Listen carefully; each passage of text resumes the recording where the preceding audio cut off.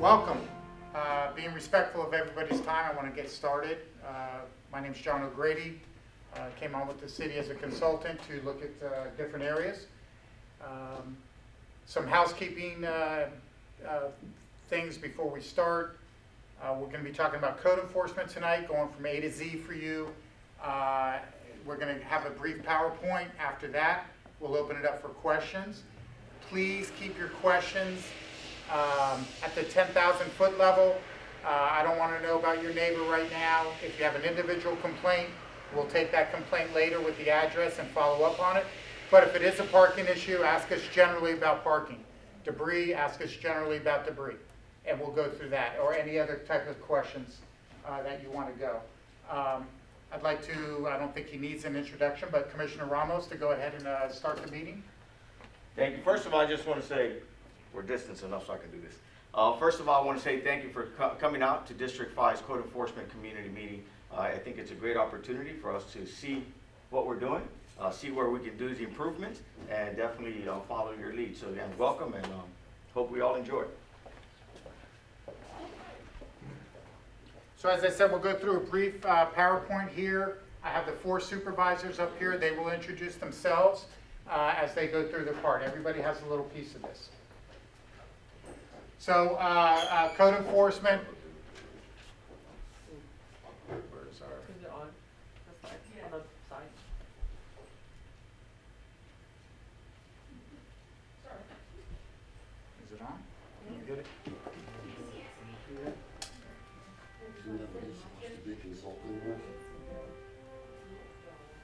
Just go ahead and hit it. All right, thanks. So these are your city employees, and their job is to enforce the ordinances and regulations enacted by your commissioners. All right, and they try to do this through compliance. They're out there looking at the health, safety of items that are out there, and the quality of life issues is what we want to look at. Everybody wants a beautiful neighborhood. Everybody wants property values to go up. And these are the ways that we go ahead and do it. The first point up there, responsible for evaluating private properties, commercial properties, and as we go through this, you'll see a couple numbers that are going to come up. We put some stats up for you.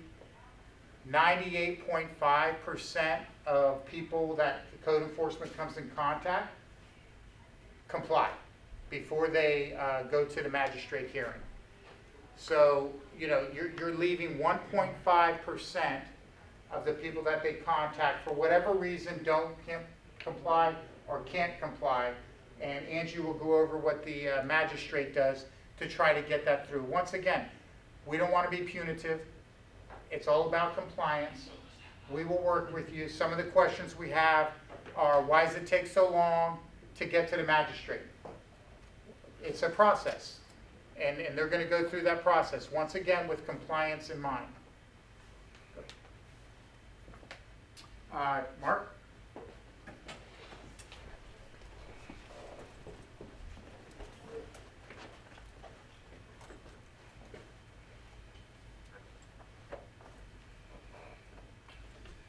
Good evening.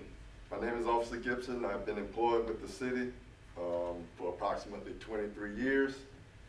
My employment started in 1998 as a permit clerk. My current position now is one of the 2 supervisors of code enforcement. What we're going to do here is have a little history of Deltona code enforcement. We were incorporated as a city from Volusia County in 1995. Although we had become a city, Volusia County was still responsible for code enforcement until 1996. Then the city decided to establish its own code enforcement department in order to provide a better, more efficient service for the citizens of Deltona. At this time, code enforcement issues were governed by the Code Enforcement Board. The Code Enforcement Board was dissolved in 2004 and the city hired a special magistrate to preside over its code enforcement proceedings. Our staffing history. What we have here is a graph to give you an idea of the number of staffing we had compared to the population growth from the beginning of code enforcement to our current staff and population now. You'll notice as the city population continues to grow, the number of staffing has fluctuated. In 2008, you'll notice staffing was at its highest, but between 2008 and 2010, then dropped due to the recession.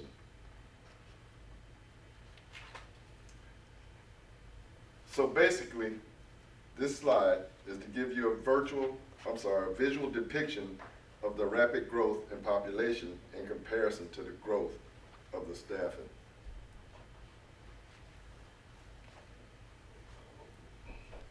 So at this point, Dan and Ron will continue with the presentation.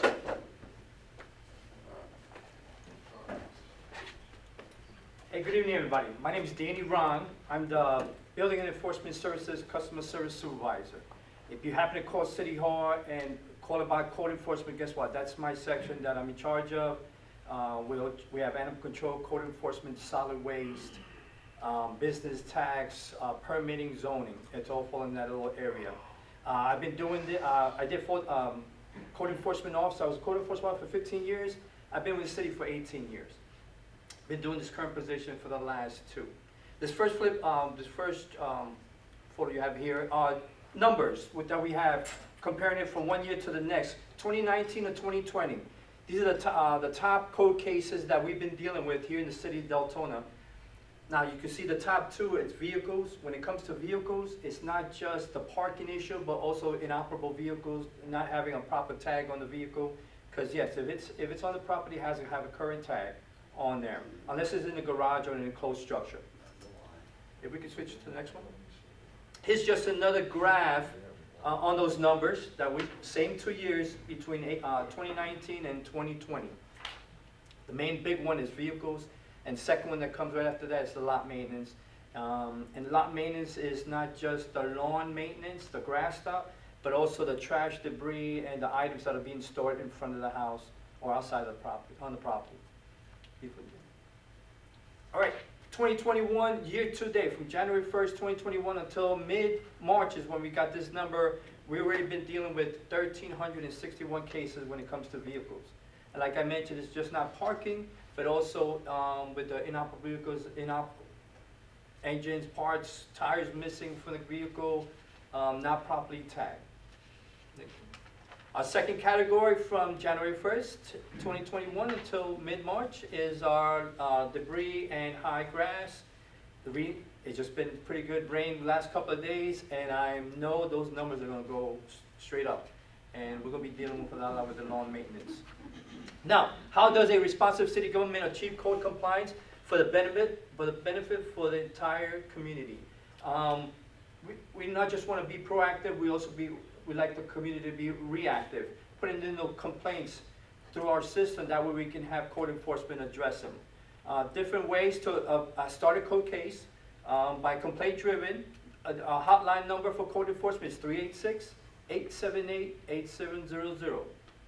We also have an app. If you're Android or iPhone users, the app is called My 311 Deltona. We have a city website. Throughout the website, there's a lot of places in there, so you can contact us if you have an issue. If it goes to the wrong department, that's fine, because it'll eventually get routed to where it's supposed to go. And that's through our city website at the deltonafl.gov address. We also have an email directly to code enforcement, and that'scenforcement@deltonafl.gov. Excuse me. So it's not just complaint driven. The officers are actually out there. The moment they come into the office, they grab their stuff, they're ready to go out to the field, they have the list of inspections they have done. Guess what? They're also self-initiated out in the field. They see a violation. If they have time at the moment, they'll address it. If they don't, they'll notch it down on their pad. That way they can get it on the, throughout their day if they can that day. The most common notice that we provide is called a door hanger. Got other names for it, courtesy notice, a warning, but this is what it looks like. It's a yellow one for code enforcement. And it has the very basic, not the very basic, but the top code violations that we constantly, we address all the time, the top ones, and it shows the actual description of the violation, how to correct the violation, and on the top portion, right above the address, we put down a re-inspect day. When it comes to door hangers, the average day is 7 days. So if I leave the notice there today, my turnaround time is 7 days from today, the next Tuesday that comes around. Here is my flow chart. So yes, we have a violation. We know there's a violation. We verify that. We leave a notice. The door hanger is our first notice. If the property is in compliance when we come back after the 7 days, we'll close out the case. Everything's good to go. If the case is still in violation, we'll take the next step. This will be the official notice. It's called the abatement notice or the notice of violation, and that notice is for 10 days. We have to post this on the property and also send this notice certified mail to the property owner that's listed on the property appraiser's record. So that way we make sure that property owner's been aware. Most of the time the owners don't live at the house. We want to make sure the owner is aware of what's going on their property. All right, so that's a 10-day notice. That's all. Okay, so when we come back after 10 days, that's already 3 weeks into the process. If it's in compliance, then the violation has been corrected, then we close out the case. If the violation still exists at that time, there's another process which is called the notice of hearing. We're preparing this notice so we could take it in front of a special magistrate. Now, we have to post these notices, that's 10 days prior to the hearing to make sure we give the owners sufficient time to respond to that notice. Ms. Angela Myers is going to continue the presentation on this part.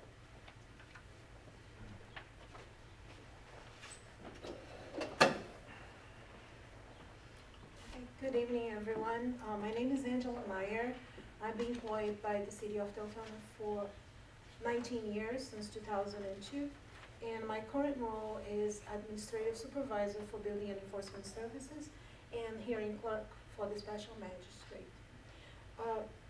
A notice of hearing is initiated when, after the door hanger and the notice of violation has not bring the property into compliance.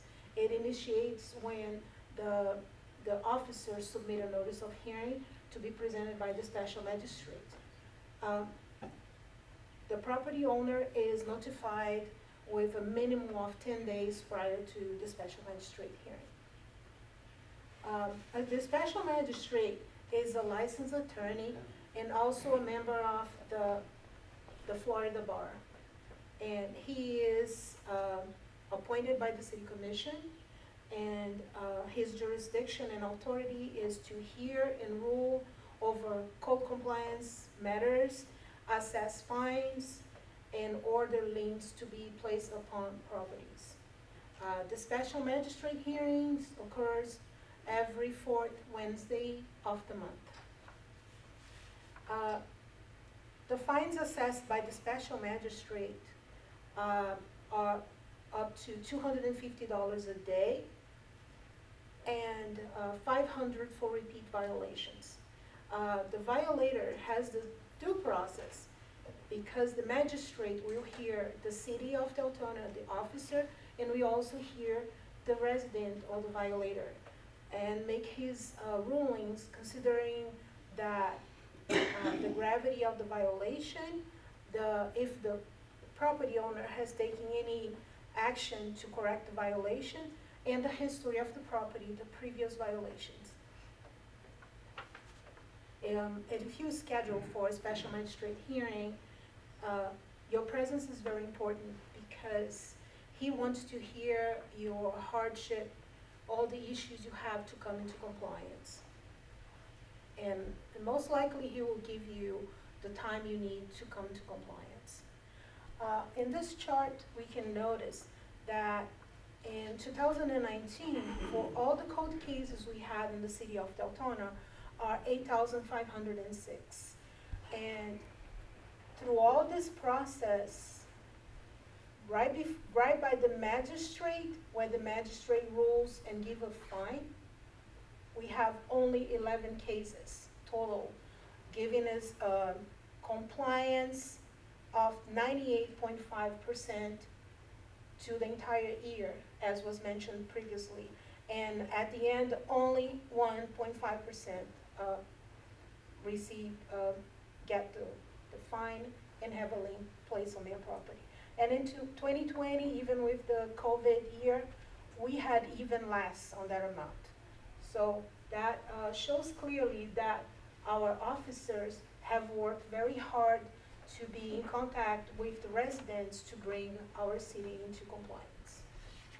Now we have Richard Lovett, he will continue the presentation.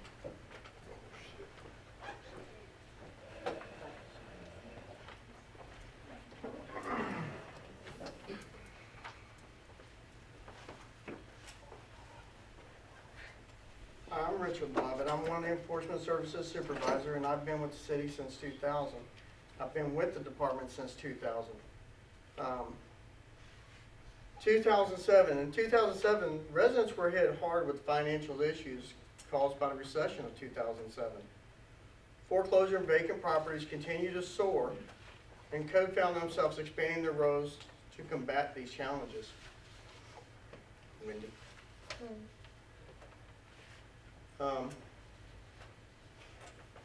Between 2008, we had 16 officers. 2020, we have 12 officers actually out in the field. While the city has had a decrease in the number of officers over the last 12 years, the code department has worked hard to keep the same quality of service to the citizens as the city grew.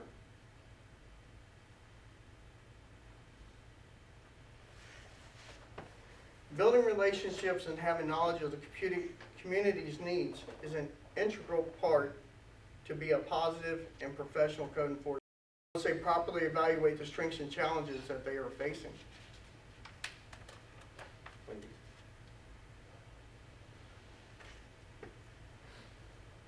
Code employees and citizens must collaborate on their needs and issues in their areas.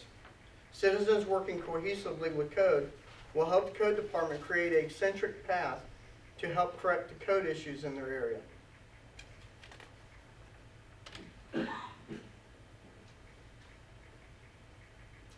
Code has worked with several different agencies, including some that are not on this list. If they are not on this list and that you know about that we don't, please get us their name and contact to who they are. That way we can reach out to them and see what they offer to our citizens so we can offer more services. So, code enforcement is one department, but we have 3 different missions. We do code enforcement, animal control, and we also take care of the solid waste trash issues in the right of way. Combining the 3 departments allows for the code personnel to deal with all the issues at the property. The city of Deltona is not the only one in this area to adopt this combination. Several cities across the United States are starting to combine their departments to be more efficient for residents in their city. This model is considered the best practice around the country.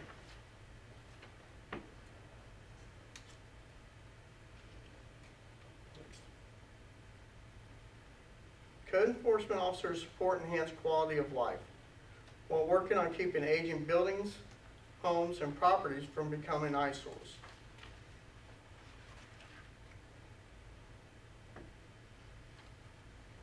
This is our current staffing that we have in the field right now that you're seeing.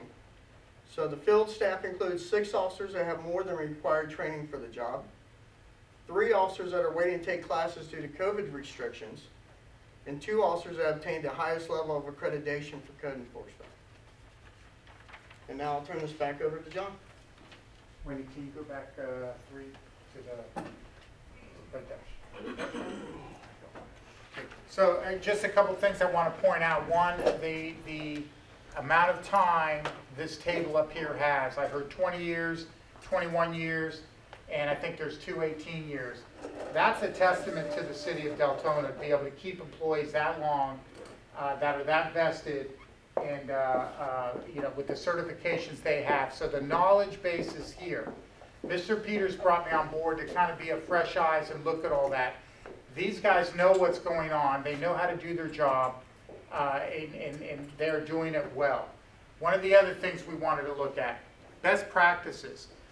Your city of Deltona has already implemented best practices. This is a national best practice to take on these 3 items at the same time. Solid waste, animal control, code enforcement.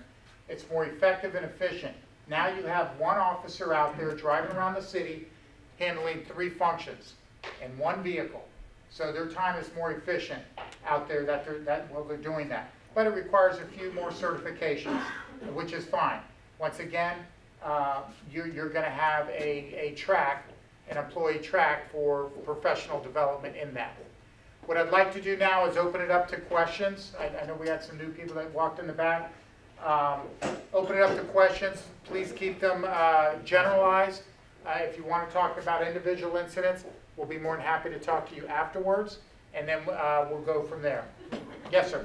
I'd like to know about the city's use of David, why it's using David, why we have several hundred David requests, who's using David, and who is overseeing the use of David. Okay. Richard? Okay. We use the David program for. Hang on one sec. For those in the room that don't know what the David program is, and thank you for that question. It's a It's very been only for law enforcement. That's why I'm asking. Sir, I will facilitate the meeting. Please don't be disruptive. We're trying to be respectful of I'm everybody's letting these time. people, I want them to know the truth. Okay, thank you. So David is a system where we can look at driver's licenses to get addresses and other information when we're conducting an investigation. But go ahead. So the David system is a program that we're given by the state. We have to regulate it by the state. We use it for, if we're writing a citation, parking tickets, to get the information that we need on those tickets and that information when we turn it in. So we're turning in a complete information. That's what it's used for. And as for the point of contact, I am the point of contact. So the question is, who's overseeing the, 46 different entry codes? And who's overseeing to make sure that the proper probable cause is present before those entries? Because it's a $2,500 fine every time you misuse David. And these people need to know that their tax dollars could be responsible for a $2,500 fine every time you use David. And I'm currently working with some people right now to pull all the state records. So if you have an issue about being pulled over, or you want to know who ran your name through David, you can call Florida Department of Law Enforcement. They are the ones that control the audits. They will look at it, they will get the reasoning, and then they will contact the point person to go from there. But doing it any other way would not be appropriate. Are there any other questions? Yes, ma'am. Hi, I was wondering about, I have 3 dogs and I walk them regularly every single day. And as I'm walking them, I see a lot of dog poop all over the place. I'm from the Northeast and that's typically not allowed. I wanna know, who enforces that? Is there an enforcement? I pick up after my dogs all the time. I don't like to pick up poop, but they're my dogs. I mean, if it was my child in a poopy diaper, I'd be cleaning up her diaper. So, is there an enforcement when it comes to people leaving their poop on Yes. people's lawns? Yes, ma'am, we currently do, it's on the books, we do have an ordinance that we can enforce that with. We have citizens that call in and come make a complaint about that. It's just a matter of being able to conduct an investigation. But it is an enforceable offense, as far as we have an ordinance that covers it. So if I know who is doing it, and I let you know that I've seen so-and-so, Yes, ma'am. you would be able to go and give them a citation? We would Or investigate the matter. a violation? Yes, ma'am, we would investigate the matter. Okay, thanks. But more if, Would you need a detailed information to Well, that's what I piggyback was- on that? Would she need to go ahead and tell you, like Well, they what we walk would- the dog 2 o'clock in the morning, you know? And Well- of course, they probably can't see the poop Right. And unless what they we have a would flashlight, require- but. What we would require would be an affidavit. You can fill out a sworn affidavit and have it notarized up at the office. Okay. And it can be a citation issued based off of your sworn affidavit. Okay. Or, I'm sorry, one more thing, I see a lot of loose dogs. I don't get it, I don't understand it. Aren't the owners responsible for their dogs? My dog was attacked by 3 dogs. And ma'am, not to cut you off, but we're here for code enforcement. Animal control is coming in June, but we will answer that question. Oh, I thought Mark? it was part of it.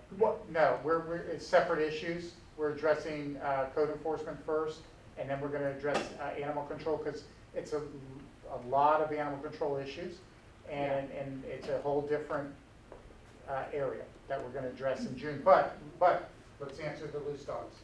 Yes, ma'am. We have an ordinance on the books for that as well. At large animals, if you get a complaint, or not a complaint, but if you have an issue, you just give us a call. We'll dispatch an officer out there. We run those all day. Okay. And we'll come out there as soon as we can. Thank you. You're quite welcome. Ma'am?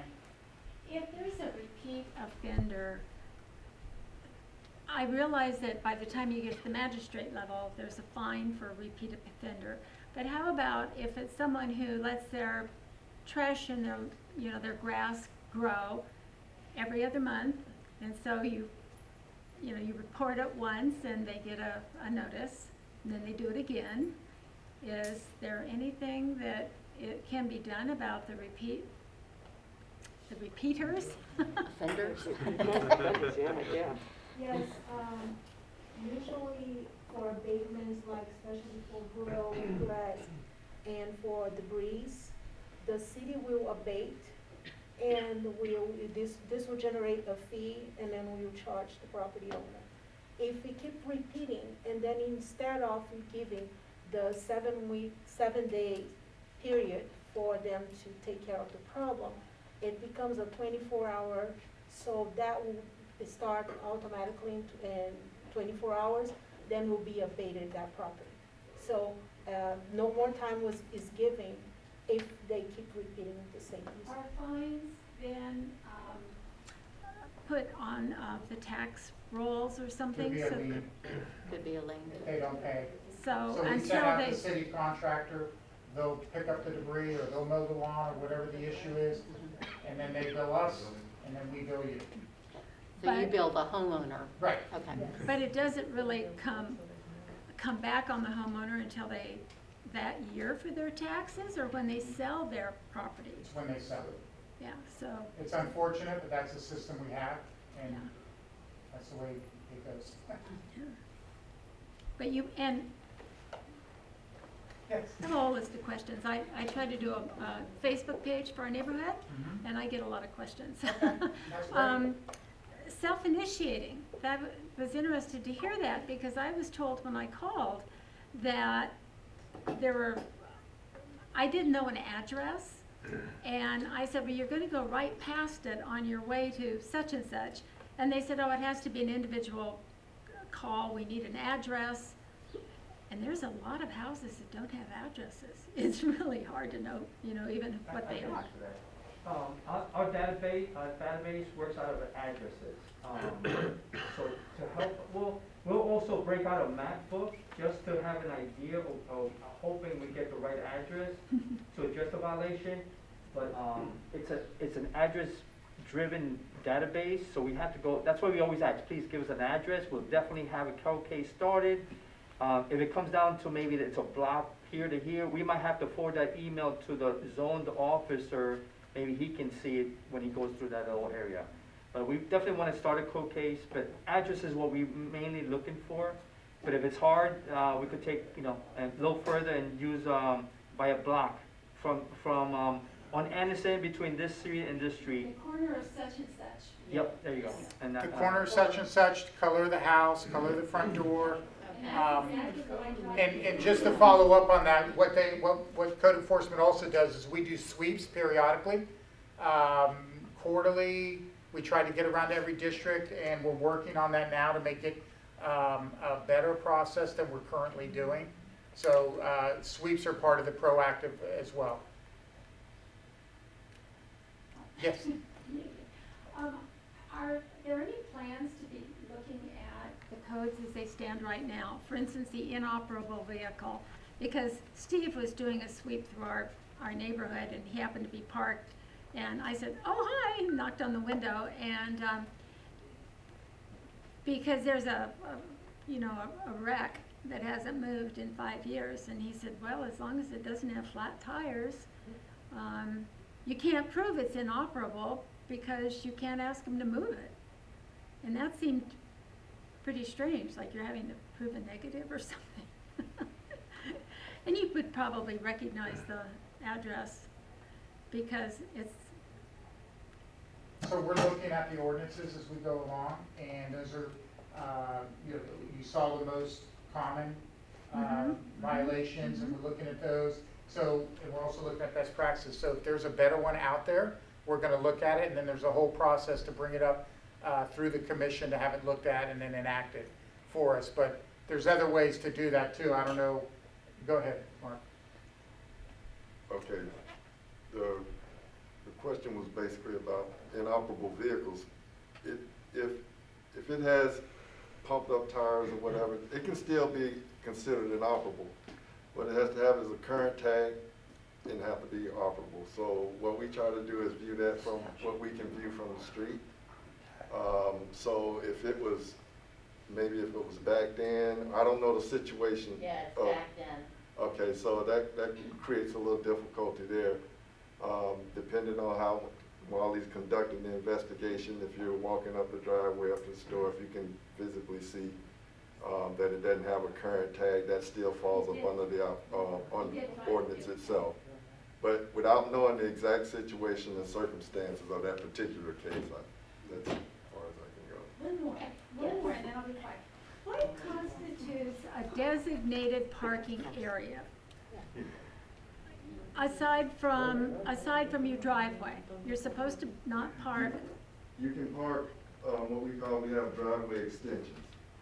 And you can make one of those with something that's pervious where the water can go through, or whatever, that's rock, mulch, gravel, something that has to be bordered on the side. Yes, ma'am. It So should be- weeds don't count? No, ma'am. Yeah, so it can't be Weeds just don't grass. count? Yeah. Right. Gotcha, so it has to be bordered like it is another driveway or Yes, extension ma'am. to the driveway. Okay, with rocks or mulch or whatever. Yes, ma'am. Okay. Okay, well, that's not doing, they're not doing that. Yes, sir. I'd like to follow up from the last meeting and again ask this question. What is with particularity, the governmental interest in, and how does laying down mulch over top of a patch of grass change that area? What's the physical change that happens to that area that now makes it a parking spot when it wasn't a parking spot before? And what is the governmental interest in using this mulch or rocks to designate this outside of the driveway? And I'd like that, legally, I'd like that with particularity. So please give it to me in legal terms. I'll understand them. So, we are home rule. The commission does the ordinances, and that's the way they're delineated, so we're here to enforce them. That doesn't answer the question. What That's- is the governmental interest? In So, order to enact an quality of ordinance, life, there must be quality- I'm governmental not gonna debate interest. you, sir. I'm No, not- because you can't. And we've already proven that. Okay, You don't have the ability. that's good, sir. You win. Next. Any more questions? Yes, ma'am. What's the rule for garage sale signs and political signs? And how long can they be up, and when do they have to come down, and do they get violated? So, they're not supposed to be in the right of way. Political signs are given 120 days from the time that they're put out there. After So the we elections? start looking at the placement. Yeah, are they up on somebody's property, are they in the right of way, or if they're in the right of way, they're really removed within that following week.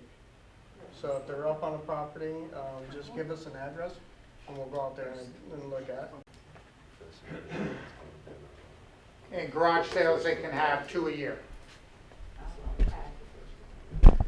Yes, sir. Just as a general sign that is out there right now, hundreds of them, these Easter signs that are left before Easter, which is a big, holy day. It's been over for several weeks now. They're all over Deltona. Who is responsible for telling that church or somebody to bring them in, or will they be fined? They can be fined. We usually try and talk to them and tell them that they can't be out there and have them remove them. Could that happen then? If because they of don't what I just remove them, said? we Yeah. can remove them and we can fine them. Okay, but hopefully maybe the officers will be out in their trucks and Yeah, we'll say pick them something up, to the 'cause officers it's a about little them being bit out there. over now. I'm not against holy days or anything, but, Mhm. it's like, come on. Well, the city picks up the political signs after the elections and that if that party does not pick up their own signs. I've noticed that the city will go around and pick up those signs, from the sides of the roads, so. All right, any other questions? Commissioner Ramos? Well, again, I just want to say thank you to everyone and thank you to the staff. And I would like to mention, we do have our city manager, interim city manager, John Peters here, as well as we have Ron Paradise, Director of Planning and Directing. And I just, again, thank you so much. I think these are just great opportunities, great opportunities for us to have a conversation and just to start knowing the process. Because I think it's important that if we know the process, then we can work with the process. And I think that's key to what we're doing here. And yes, there will be a follow-up when it comes to animal control. So I think that's going to be very good. So we'll be able to answer some of those questions. And I just want to be able to just talk about the strategic planning and community visioning that we do have. The next one is going to be at the center. April 26th is going to be at City Hall. And it's from 5:30 to 8:30. Appreciate it if you can go out there and participate. We want to hear from you. And again, thank you so much. If you need any of our contact information, it's back there, and I'm definitely here. We can have some conversation. Thank you again. Good. Appreciate it. Thank you all. Thank you.